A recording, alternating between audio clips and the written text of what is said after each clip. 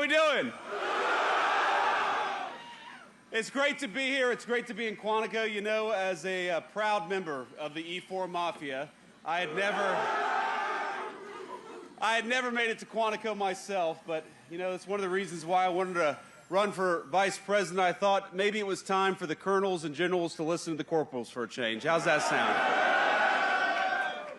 So you all know how big of a part of the Marine Corps was of my life and how important it was for me. And I just wanted to say from the bottom of my heart, from one Marine to another, thank you for your service. We're proud of you, and I'm proud to be here with my fellow Marines. God bless you guys.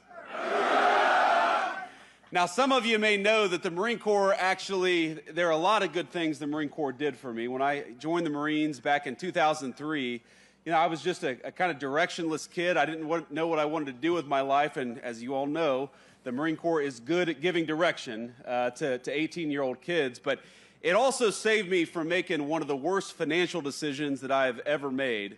And as you guys probably appreciate, there are often these, you know, used car dealerships outside of Marine Corps bases. You know what I'm talking about? And I remember when I was probably a 19-year-old kid, I was going to buy a used Honda Civic at one of those used car dealerships. And the dealership was kind enough to offer me the low interest rate of 21% to buy that used car. And it was a Marine Corps gunnery sergeant, Gunny Arledge, who said, you know what? Why don't you stop being an idiot, go to Navy Federal Credit Union and get a better deal? And Gunny Arledge saved me from making a terrible mistake. And that's what the Marine Corps does. That's what you all do, from the NCOs to the officers here. You guys help form our young people into United States Marines. And that is, I think, the best thing the Marine Corps does for the United States of America. I'm proud of all of you. As General Chuck Krulak said, the Marine Corps does two things. It wins battles, it wins wars, and it makes Marines. And that's a pretty good damn thing to do for the United States of America. So I'm proud of you guys. I'm proud to be here. I'm proud of what you do. And most of all today, I'm proud that I think under new leadership, the Marine Corps and the entire United States military is headed in the right direction. And that's why I'm here today, to talk a little bit about what we're going to do, talk a little bit about President Trump's vision for the United States military, and importantly, after I do that and I serve some chow at the chow hall, I'm going to go shoot some guns, right? So here's the thing. Under President Trump's leadership, we believe in a very simple principle. We don't care who you are, where you came from. We don't care what skin color you are. We care about excellence, and we care about patriotism. And if you are awesome and you are a patriotic young Marine, then we are going to do everything that we can to make you the most lethal fighting force the world has ever seen, and that is what we're doing every single day. No more quotas, no more ridiculous mumbo-jumbo, no more diversity trainings. We believe the real strength and the real diversity in the United States Marine Corps is that you all come from every walk of life, come from every corner of America, and you have got the strength and the purpose to win the nation's wars, and that is what the Marine Corps is going to do, just like it's done for damn near 250 years. Now, speaking of that, as my dear friends, and as a lot of you know, well, maybe you don't, because a lot of young faces out here. That's the thing. You know, I'm 40 years old now, and I realize that compared to when I joined the Marine Corps, I'm an old-ass man now. But here's the thing. The best friends that I've ever made in my life, I've made in the Marine Corps. People who came to my vice presidential inauguration and the president's inauguration just a couple of months ago are people that I first met in boot camp, or first met in follow-on school, first met at my first duty station. People who have held my children when they were little babies. People who I've helped welcome new children into the world. You guys have no idea that the people standing to your left and to your right, these are lifelong friends. They're going to follow you around, whether you want to or not, for the rest of your life. And I think that's one of the great blessings of the United States Marine Corps. And one of the things I learned from my great Marine friends, they remind me, is that this November, of course, our great Corps is going to celebrate 250 proud years.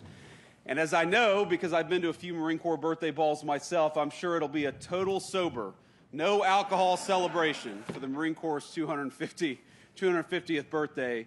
But from one Marine to another, let me just say that we are excited to celebrate the Marine Corps' 250th anniversary, 250 years of winning wars, 250 years of kicking ass and taking names.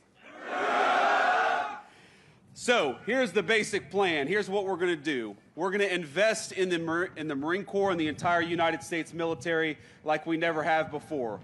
Over $1 trillion we're going to invest in building up the manufacturing base of this country so that you guys, when you do go to war, when you have to go to war, you've got the best weapons anywhere in the world. We know from the long history of the United States of America that while the leading edge of American power is you all, it really matters what you guys have in your hands and what you guys have on your backs when you go to war. And so I promised you, from the President of the United States, we are going to send you, if we have to send you to war, with the best equipment, the best ammunition, the best weapons, and we are going to empower you guys to win when you have to. That's the purpose of the United States Marine Corps, am I right? So that's what we're going to do. And of course, I got some good news. You know, over the last few years, some of the military branches had some recruitment problems. Not the Marine Corps, actually. The Marine Corps was the one branch that consistently met its recruitment goals, and that probably has something to do with the fact that the Marine Corps is a little bit smaller, as you all know. But this year, now, we have got every single branch of the United States military for the past 2 months has been meeting its recruitment goals, because I think I see in your faces what we're seeing all across the country. A renewed sense of patriotism, a renewed commitment to excellence, and that is what is going to make the United States military the strongest fighting force anywhere in the world. So thank you all. Thank you for being part of it. Thank you for being part of 250 years of great American tradition. Thanks to you guys for being willing to put on the uniform and serve your country. You know, I always say that the most important thing that we have in this country, the most valuable natural resource, we got plenty of oil, we got plenty of natural gas, we got great mines and minerals, but the most valuable resource that we have in the United States of America is you all. It's young people who are patriotic and dedicated, who are willing to put on the uniform of the United States and risk your lives to defend your fellow citizens. That's an amazing thing. I know it's easy to forget when you go about doing your jobs and you're just worried about getting through the day, worried about getting to the next week, worried about doing the good job that all of you do, that what you're doing is an amazing thing. And it's easy to forget that because you don't always have the Vice President dropping in to say thank you. But I want you to remember that whether you serve another couple years in the United States Marine Corps, whether you're at the beginning of a 20 or 30-year career, that we respect you, we thank you, and this Vice President and the President of the United States know that you guys are the most important resource that we have in the United States Marine Corps, in the United States of America. So thank you all, and God bless you. And the final thing I want to say here is I was actually, and I know I was late. It's funny.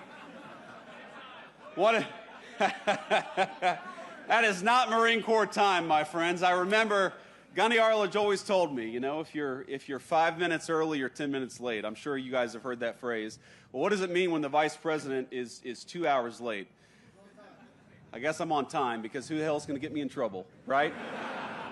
But here's the thing, my friends, is I left. The reason I was a little bit late is because I was in the Oval Office talking to the President. And I stood up and I said, "Sir, I know we're in the middle of something, but the Marines at Quantico are waiting on me." And he said, "Oh, I didn't realize that. You got to get out of here. You got to get out there." And I said, "Do you have a message you want me to deliver?" And the President of the United States said he wanted me to tell you two things. First of all, that he loves you, and second of all, that he's proud of you. So let me echo the President. Let me echo a grateful nation. You guys just keep on doing what you're doing. We love you. We're proud of you. And we're going to support you every single step of the way. God bless you, Marines. Semper Fidelis.